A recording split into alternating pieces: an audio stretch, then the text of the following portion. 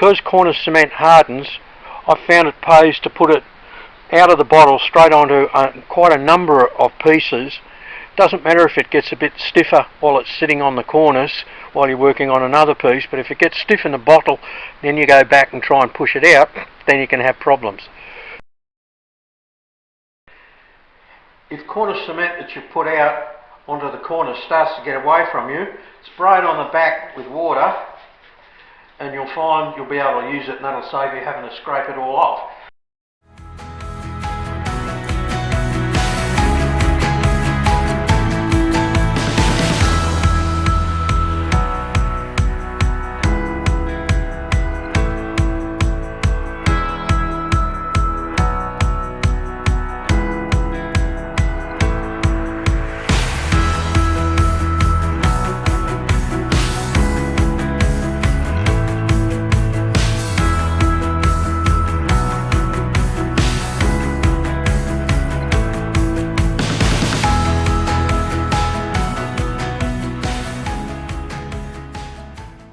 A couple of subsequent comments about cornices, now I'm really getting into it. I found the sauce bottle works absolutely brilliantly.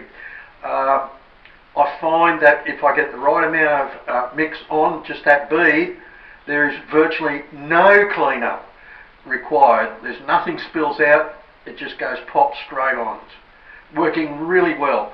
The other thing I'm finding, particularly with a room like this pantry where I've got complicated angles, is to cut all the pieces and to put them in place temporarily with the nails, both in the wall and a couple in the ceiling, and cut the whole lot for the whole room.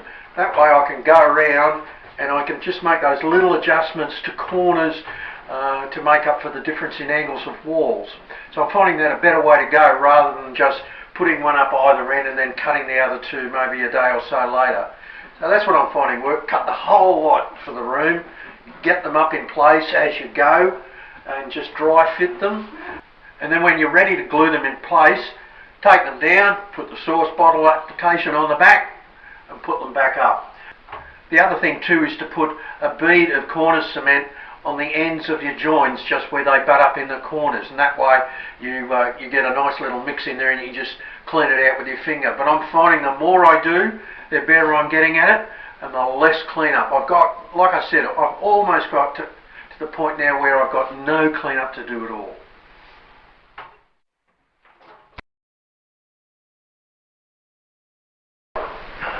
You remember that I said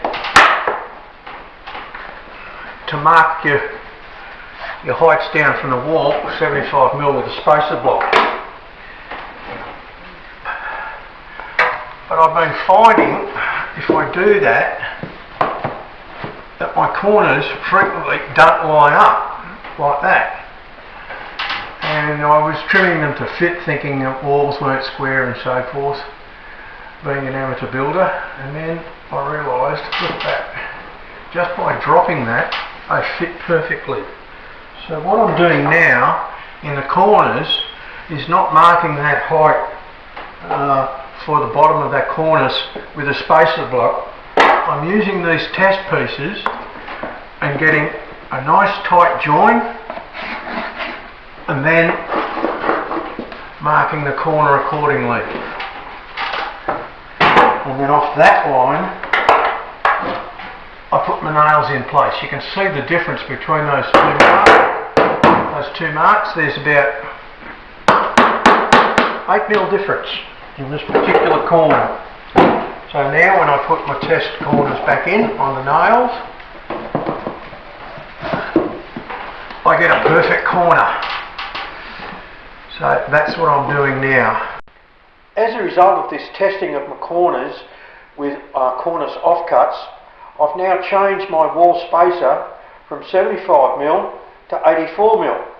Don't ask me why, but I'm getting better corners spacing my 75mm cornices 84mm down from the top of the ceiling. Maybe one of you gyprock experts can explain the why of that to me.